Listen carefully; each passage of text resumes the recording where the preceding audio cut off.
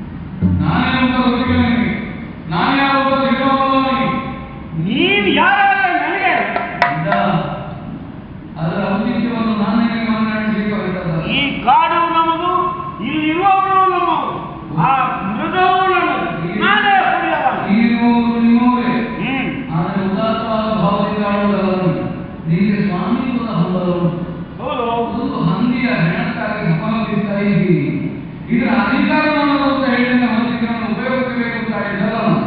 ಬೇಕಾದ್ರೆ ಕೇಳಿ ಕೊಡ್ತೇನೆ ಅವನಾಗೆ ನಾನು ಅದನ್ನು ಉಪಯೋಗಿಸುವಾಗ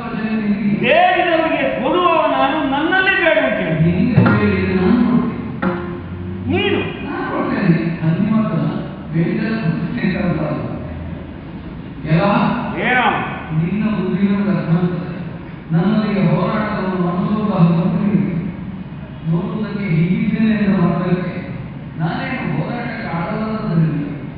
ನೀವು ಕಾಡಿನ ಬೇಡದೊಂದಿಗೆ ಬಡಿಗೆಯಲ್ಲಿ ಬಡದಾಡಿದ ಹಾಗಲ್ಲ ನನ್ನೊಂದಿಗೆ ಸೆಣಸು